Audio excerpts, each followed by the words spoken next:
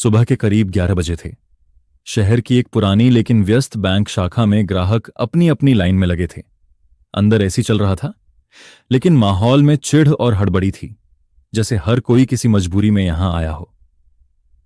उसी वक्त दरवाजे से एक बुजुर्ग व्यक्ति अंदर दाखिल हुए। उम्र लगभग 72 साल, बदन पर पुरानी सी धोती, आधी सफेद आधी धूल में सनी। ऊपर एक डीली हल्की फटी हुई शर्ट, हाथ में एक पुराना झोला और आंखों पर घिसा हुआ चश्मा। वो थोड़ा झुक कर चल रहे थे, जैसे हर कदम पर खुद से लड़ रहे हों। अंदर आते ही उन्होंने धीरे से पूछा, बेटा खाता सेक्शन किधर है? रिसेप्शन पर बैठी लड़की ने उन्हें ऊपर से नीचे देखा और बिना मुस्कुराए कहा, आप लाइन में लगे, वहां कोने में।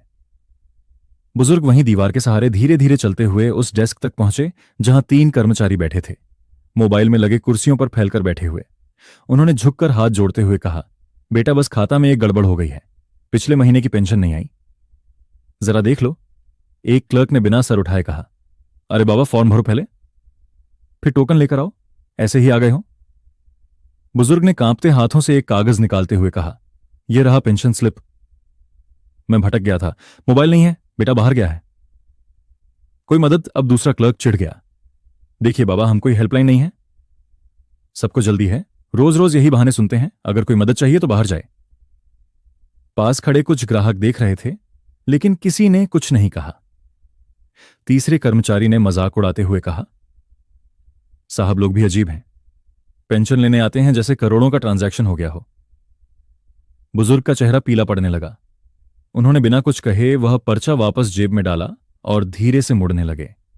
लेकिन तभी एक सुरक्षा गार्ड, जो ये सब देख रहा था, उन्हें रास्ते से हटाने के लिए बोल पड़ा, बाबा बहुत देर हो गई है, चलिए बाहर भीड़ मत लगाइए। एक कर्मचारी हंसते हुए बोला, भिखारी टाइप के लोग भी अब बैंक में आकर शो करते हैं। ये शब्द जैसे किसी ने थप्पड़ की तरह बुजुर्ग के चेहरे पर मारे हों। उनका गला सूख गया, आंखों में आंसू उतर आए, लेकिन उन्होंने कोई जवाब नहीं दिया। भीड़ के बीच कुछ चेहरे झुके, कुछ हंसे और बाकी चुपचाप तमाशा देखते रहे। बुजुर्ग धीरे धीरे चलते हुए बैंक से बाहर निकले। उनके कांपते हाथ अब थामे नहीं जा रहे थे। वह सामने एक पुरानी पीसीओ बूथ के पास जाकर रुके। पीली दीवारें, टूटा हुआ बोर्ड, लेकिन अंदर अब भी एक बूढ़ा फोन रखा था। बुजुर्ग ने जेब से एक छोटा डायरी का पन्ना निकाला, उस पर लिखा एक नंबर देखा और धीरे से फोन उठाया। हाँ, मैं बात कर रहा हूं। हाँ, उसी ब्रांच से आज का व्यवहार देखा, मुझे कुछ नहीं चाहिए, बस एक निरीक्षण चाहिए तुरंत। फिर उन्होंने फोन रख दिया। पीसीओ से निकलकर वह बुजुर्ग फिर उसी बैंक के सामने आकर फुटपाथ पर बैठ गए। उनकी आंखें अब बंद थीं, जैसे भीतर ही भीतर कुछ सोच रहे हों। कुछ याद कर रहे हो? इधर बैंक के भीतर वही माहौल जारी था। काउंटर पर लंबी लाइनें, कर्मचारी अपनी सीटों पर झुझलाए बैठे, गार्ड मोबाइल पर व्यस्त। लेकिन लगभग 40 मिनट बाद एक काली कार ब्रांच के सामने आकर रुकी। उसके पीछे एक और एसयूवी और कुछ ही सेकंडों में 4 लोग तेज कदमों से बैंक के भीतर दाखिल हुए। उनके कोट पर चमकता हुआ बैच था, central regulatory on government of India. Bank का गार्ड कुछ बोल पाता, उससे पहले ही उनमें से एक ने कहा, ब्रांच मैनेजर को बुलाइए। अभी भीतर बैठे कर्मचारी सकपका गए। यह सब अचानक क्यों? किस लिए? एक अधिकारी ने फाइल खोलते हुए कहा, इस ब्रांच को आज एक विशेष शिकायत के तहत निगरानी में लिया गया है। शिकायतकर्ता का नाम। वो कुछ पल रुका और फिर कहा, Shri Devdatt Prasad, retired senior accounts officer, ministry of finance, और इस बैंक के चुपचाप बैठे एकमात्र प्राथमिक संस्थापक, शेयरधारक। पूरा बैंक जैसे सन्नाटे में जम गया।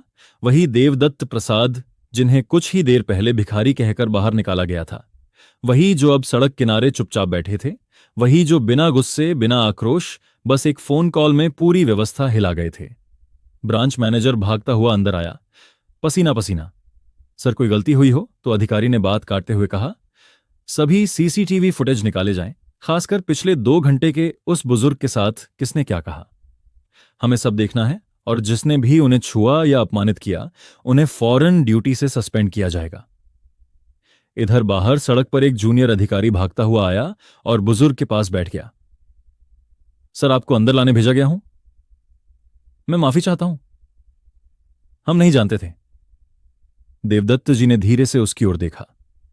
मुझे किसी से बदला नहीं चाहिए बेटा, बस याद दिलाना था कि कभी कभी साधारण दिखने वाला आदमी असाधारण होता है। बैंक के भीतर अब हर टेबल पर खामोशी थी। वही कर्मचारी जो कुछ देर पहले तक फॉर्म उलट पलट रहे थे, अब कंप्यूटर स्क्रीन की ओर देखना तक भूल चुके थे। सीसीटीवी फुटेज चल चुका था, बड़ी स्क्रीन पर सामने चल रही थी। वह शर्मनाक क्लिप देवदत्त प्रसाद जी झुके हुए, कांपते हुए, और उनके सामने एक कर्मचारी उंगली दिखा रहा था। दूसरा उन्हें टोकन के लिए टरका रहा था। तीसरा हंसते हुए उन्हें भिखारी टाइप कह रहा था।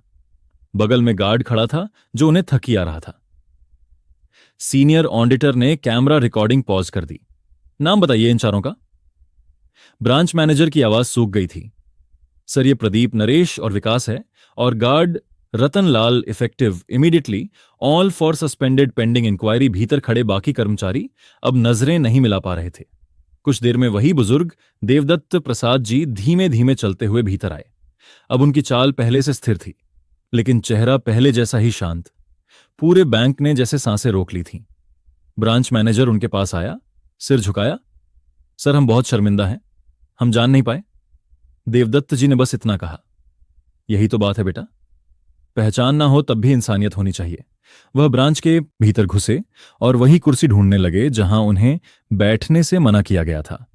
बैठकर बोले, मुझे सिर्फ यह देखना था कि एक आम आदमी की तकलीफ सुनने का धैर्य बचा है या नहीं। ऑडिटर ने उनसे पूछा, सर, आप चाहते तो इस पूरे ब्रांच को सील करवा सकते थे, आपने क्यों इंतजार किया? देवदत्त जी ने हल्की मुस्कान के साथ कहा, जिस समाज को आप सुधारना चाहते हैं उसमें चिल्लाने से नहीं, सिखाने से बदलाव आता है, और कभी कभी एक थप्पड़ शब्दों से ज्यादा गहरा होता है। पर मेरा थप्पड़ सिर्फ सच था। अगले दिन देश के कई प्रमुख समाचार चैनलों पर हेडलाइन थी, बुजुर्ग को बैंक से निकाला गया। फिर पता चला वह है बैंक के संस्थापक, शेयरधारक। देवदत्त प्रसाद की खामोशी ने पूरे सिस्टम को आईना दिखा दिया। सोशल मीडिया पर जाओ और रिस्पेक्ट एल्डर्स ट्रेंड करने लगा।